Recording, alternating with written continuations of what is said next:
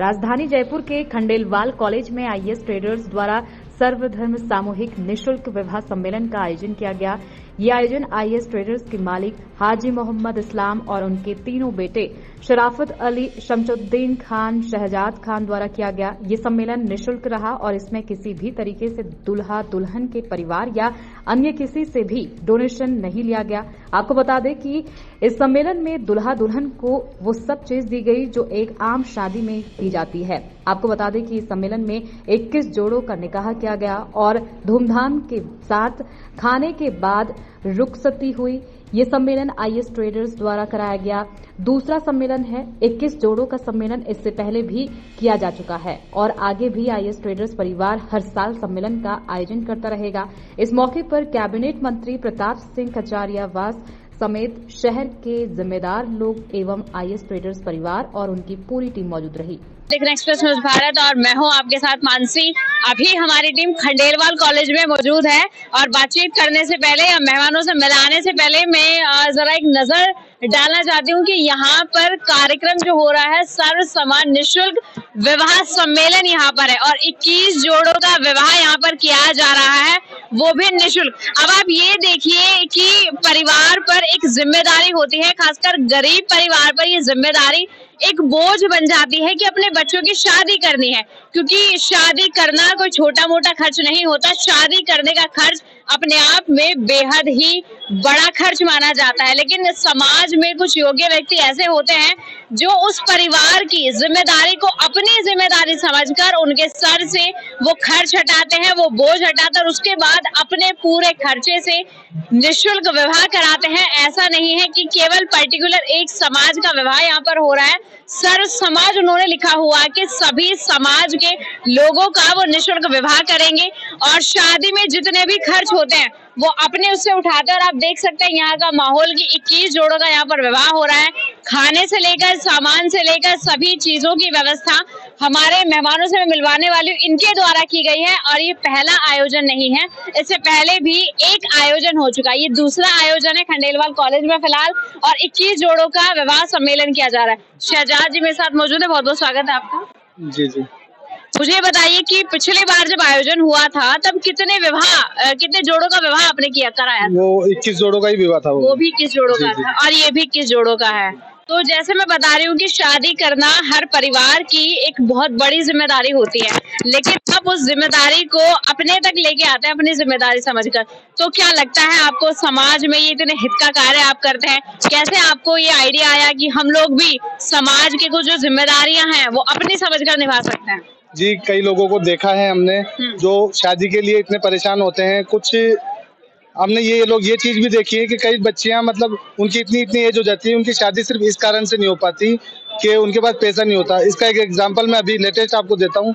एक अभी हमारे यहाँ शास्त्री नगर में 2 बच्चियां थी जिनकी शादी थी ताले में और उनका फ्री सम्मेलन में उनका सिलेक्शन हो चुका था, लेकिन उसके बाप के पास इतने पैसे नहीं थे कि वो यहाँ से शास्त्री नगर से उन्हें ताला बाबा जो एक एरिया पड़ता है जयपुर में, वहाँ उनको ले जा सके। 20 आदमियों को इतना उनके पास किराया नहीं था।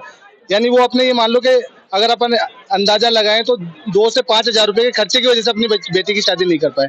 बताइए, मात्र 2 से 5 हजार भी उनके पास जो है पैसे नहीं थे कि वो अपने जो बेटा है या बेटी है उसकी शादी का खर्च उठा सके। तो सर कैसा लगता है उसके बाद जब लोग आपसे मुखातिब होते हैं तो कैसा लगता है कि जब वो कहते हैं कि भाई हमारी जिम्मेदारी भी आपने अपनी जिम्मेदारी समझी और हमारे बेटे या बेटी का विवाह आपने कराया? जी, ये चीज तो हमें हमारे खून में है और ये हमें हमारे पिताजी से सीखने को मिली है।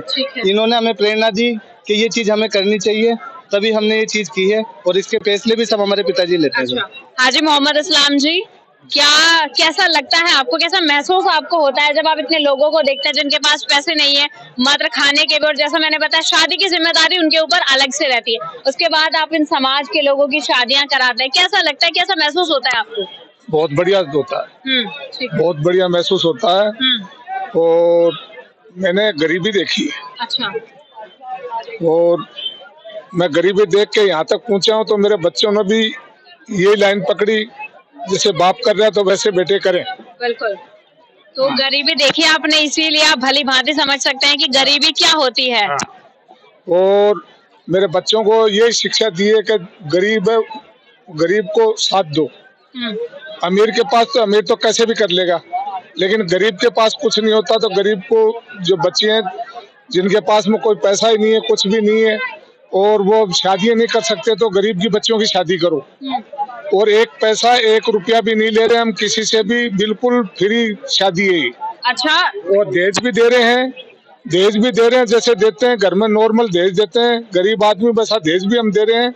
सब काम हम जो है। मुझे बताइए इस्लाम साहब कि कितना खर्च आ जाता है जब आप विवाह कराते हैं, क्योंकि ये तो 21 जोड़ों का विवाह है, तो एक जो लगभग खर्च है वो कितना आ जाता है? वो अभी देखो हमें कैलकुलेशन नहीं लगाते इस चीज का, गरीबों के लिए हम बांटते हैं, गरीबों के लिए करते हैं, तो ये कैलकुलेशन हम लगाते नहीं है कि भाई अपना कितना पैसा खर्च हो रहा है, क्या हो रहा है, ना हिसाब रखते, कुछ भी नहीं रखते। जैसा हमारे पास में होता है अल्लाह ताला हमारे को देता है तो वो इनमें लगा देते हैं और उसका कोई हिसाब में हम रखते नहीं है। गरीब आदमियों के लिए मतलब हम तो गरीब आदमियों के लिए 24 घंटे खड़े हैं। ये हमारा दूसरा सम्मेलन है, पहले 21 जोड़ों का था और अभी भी 21 जोड़ों का है। ठीक है, शामसुद्दीन साहब क्या बताएंगे आप, क्या आपको लग रहा है जब देख रहे हैं आप लोग कि कितनी खुशी से आ रहे हैं? एक जिम्मेदारी का बोझ, क्योंकि जब पैसे नहीं होते तो जिम्मेदारी भी बोझ लगने लगती है और वो बोझ आप लोग हटा देते हैं और उसे अपनी जिम्मेदारी समझकर बखूबी निभाते हैं।